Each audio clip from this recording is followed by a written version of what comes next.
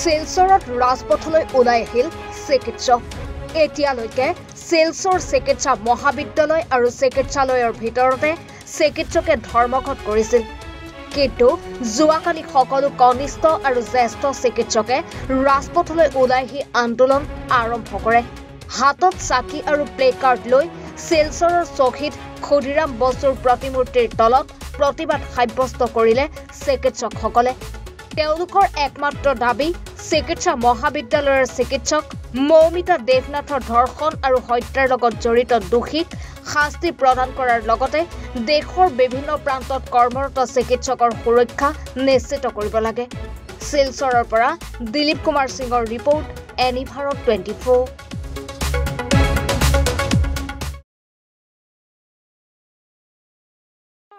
ৰব, আপুনি যে এটা অপৰাধ কৰিবলৈ গৈ আছে, আপুনি জানেনে? এই নাবালিকা গৰাকীক এতিয়াই বিয়াত বহোৱাটো যে এটা অপৰাধ, আপুনি জানেনে? অপৰাধ কেনেকৈ?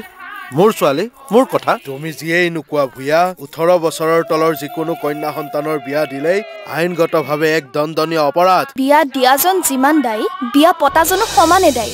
এতিয়া তাই পঢ়া শুনা কৰাৰ বয়স, খেলা ধূলা কৰাৰ বয়স। তাইক খেলিবলৈ দিয়ক, পঢ়িবলৈ দিয়ক, আৰু চাব এদিন আপুনি তাইক লৈ গৌৰৱ অনুভৱ কৰিব পাৰিব। এতিয়াই তাইক সংসাৰৰ বোজা দি তাইৰ ভৱিষ্যত জীৱনটো অন্ধকাৰ কৰাৰ অধিকাৰ তোমাৰ জানো আছে?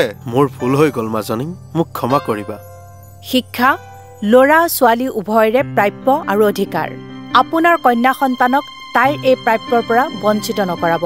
বাল্য বিবাহ ভাৰতীয় আইনৰ দ্বাৰা বিহিত এক দণ্ডনীয় অপৰাধ। এনে অপৰাধ কৰি আপোনাৰ কন্যা সন্তানৰ ভৱিষ্যত অন্ধকাৰৰ মাজলৈ ঠেলি নিদিব। নমস্কাৰ, মই অজয় ফুকন আৰু এইখিনিতে সমূহ এনি ভাৰত চেনেলটোৰ যিসকল কৰ্মকৰ্তা আছে সকলোৰে মোৰ ফালৰ পৰা শুভেচ্ছা জ্ঞাপন কৰিছোঁ। অসমৰ আচলতে সংবাদ জগতত নতুনকৈ আচলতে এটি আত্মপ্ৰকাশ ঘটিছে আমাৰ নিউজ চেনেল এনি ভাৰত, আৰু এনি ভাৰতৰ এটা খুব ধুনীয়া এটা অনুষ্ঠান হ'বলৈ গৈ আছে। সকলোৱে জানে, আমাৰ সকলোৰে মৰমৰ হাৰ্টথ্ৰব জুবিন গাৰ্গৰ গানে কি আনে, আচলতে জুবিন দাৰ সেই গীতৰ আধাৰত আমাৰ হিৰুদাই লিখা সেই গীতটি গানে কি আনে, এই গানে কি আনে নামৰ এটি তেওঁলোকে সাংগীতিক ৰিয়েলিটি শ্ব' কৰিবলৈ গৈ আছে। আৰু 15 আগষ্টৰ পৰা গোটেই আৰম্ভ হ'ব।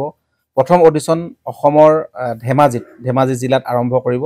গতিকে সমূহ যিসকল প্ৰতিভা আছে, যিসকলে গান ভাল পায়, যিসকলে তেওঁলোকৰ নিজৰ প্ৰতিভা আচলতে দেখুৱাব বিচাৰে, এই ৰিয়েলিটি শ্ব'ত গানে কি আনে এই প্ৰতিযোগিতাত অংশগ্ৰহণ কৰক আৰু খুব ধুনীয়া আপোনালোকে সুবৰ্ণ সুযোগ লাভ কৰিব।